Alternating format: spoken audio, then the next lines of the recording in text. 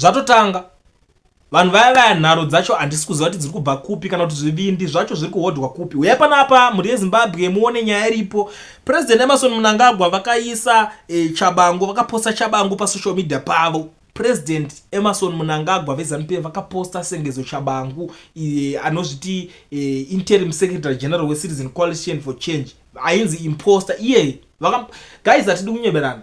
This guy zvinhu zvaakaita zvakakosta mari yenyika yakawanda. Marikozi aya akaita kuti nyika itorasikirwa nemamillions because zvinhu zvekuti zvaidzokorodzwa zvinhu zvakambinge zvakaitwa vanhu vakupinda muby election. That same guy hatisi kukanganwa nyaya yekumabvuku kwakafa Bishop Masaya vaya nenyaya yemarikozi pakuzoitwa didididi mazvona. After everything varozongobuda vachiposta munhu.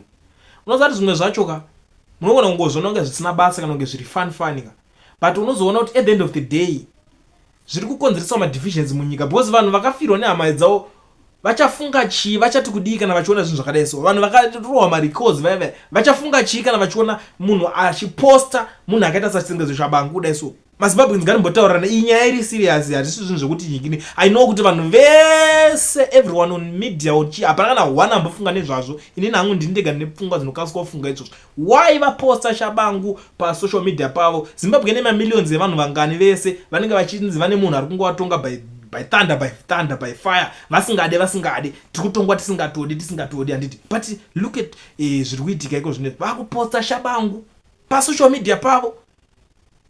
Imbomira zvenyu kuti ndiri kufungira zvisirizo ndati inini ndiri kutoonera iro fotorapo ndatoisa iro ndati why vari kuposta chabangu vakumupostera chii ipapo. Uyai mudefende president wenyu ipapapo because ndine zvinhu zvandinoda kutotaura ipapapo. Sare makateerera this audio kana mapedza mozondiudza, asi nyaya ndoda kuiona muchiipindura mucomment section kana muchishinge mune something to say. Nhamba idzodzo ndo basa radzo. Kulen TV apo isi chinhu chotongotirwadza kuZimbabwe kati katotarisa kuda education. Unoitotarisa mwana wako achibuda pamba kudai kuti shuwa mwana wangu akutondodzidziswa chiRussian, but uchinatsofunga chaiko kuti chiRussian chaicho ichi muZimbabwe chaimo vana vedu vachachitarisira papi enda vachachitaurira papi ka hapana. But no tingoona vanhu vekuti yes zvese yes zvimwe zvoda kupota muchiramba kuti education yevana kanga ingoramba iri education yatanga tichiziva tanga tichingodzidza nguva dzese. Apa kuti vanhu vakudzidziswa zvinhu zvisina kana nebasa rese grade 1 4 6 7 mabhuku mwana hana chanouya achinzwisisa ipapo. Ukatarisa ipapo masubject anenge achingogona English, Maths, Shona, Content. Zvimwe zvese izvi zvinozouya izvi zvana bhashi zvenyuzvo amenokwa zvinoda kuenda nako. Haushawa kuti muZimbabwe muchine vanhu here kana kuti vanhu hamusina. Ndo zvandingachaziva hangu because vanhu vanogona kutevera munhu akatotanhauka vhudzi mumusoro umu. Because pakatanhauka vhudzi toona kuti harisi vhudzi chete raitodzurika nenjere. Because zvimwe zvinoitwa nemukuru weZANU-PF Mnangagwa akatonona kuti iri dambudziko iro. Sezita rake kuti dambudzo zvimwe zvoda kuramba guys. Zvimwe zvoda kuramba. Ndoda kuramba. Because unowa munhu aitaura kuti ndarota ndichidzingirwa nemwombe. Inotoita seko kudzingirira mwombe wakavata padebwe rayo usiku hwose. Unotodzingirwa nebhuru iroro because apa una kana mubhedhe unosvika pakuroora kuita mukadzi anongomuka akadhinda rupasa kubva kudama kusvika kushoka. Munhu akangodhinda rupasa asi unomuka wakati zit-shirt reZANU-PF. Mukadzi akangomonera zambia reZANU-PF. Mwana akasonerwa chisaga cheflower chiyachiyachi ndochisheti ndochishoti ipapo. Mwana anokura asingazivi underwear. Kana chiri chisikana chechingosonerwa zvimwe zvimadhendi. Pitikoti yamai ikabvaruka ndo panochekwa pitikoti posonerwa mwana wechisikana zvimapendi. Musadaro so. Zvimwe zvimusadaro vanhu veZANU-PF dzorai moyenyu. Zvimwe chinjai maitiro. Ndo paunohwa president akakwana nefungwa kana usina chekukwidza bhurugwa rako. Madhokota kana mukasitiraika takatokusasikirai shamwi nemunyu. Unotonyanza kuti baba havana brain. Munaziva nyika yedu kutongwa newhisky. Haidi zvachose ndakuudzai. Munhu akangoti bhodhoro kudai chibhodhoro wadhakwa.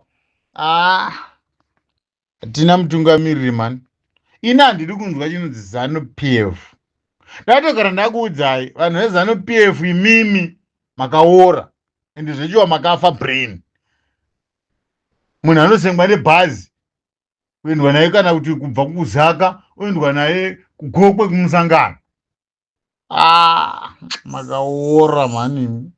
Kubhodha kana uri murombo wandati kuti urambe uri murombo. Baba vachipanga havana kumbonyepa kuti vatadza kupedza urombo hwemunyika, asi chavapo vakuda kutopedza varombo vacho, kuti varombo vacho vachitongofa nenhamo. Mumwe munhu anorarama nebhero, mumwe munhu anoti mabhero apinde munyika, mumwe munhu anoda kuti chinhu chawakatenga 1000 wochideclare iwewe 500. Saka ndondowane chii? Ndoite chii? Kuomeserana chete muZimbabwe. Hapana chinhu chinombouya chikatinakira kana tikaramba tikangonyarara. Varume, ndoda kukutaurira chokwadi. Ino nyika yatiri South Africa isi nyika yedu ine. Kutova mumwe munhu kamuzoti akomana nditorejista kuvhota. Zvimbochinji. Hazvichinji kana iwe usingaendiwo kumusha kundonyoresa kuti uvhote. Iwe unofunga kuti mawandira takaitawo tikanyoresa tese nguva yekuvhota chaiyo, hapana murungu anokurambidza kuenda kundovhota. Hazviite. Tinoenda kuZimbabwe tikavhota, ndakaenda kumba tikavhota ndikadzoka. But munoona munhu achingoda kurambirira muno. Nenhamo inoona vanhu munomu. Munotamburirwa kamuno muSouth Africa muno. Motamburwa.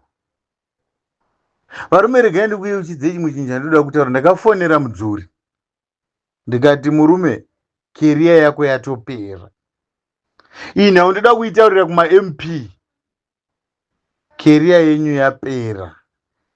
Chitobatisisai kamari kamuri kuwana ikakuka tuma 5000 twamakapuhwa katoto, tokuti muone kuti vachamisa kunge vasi munhu.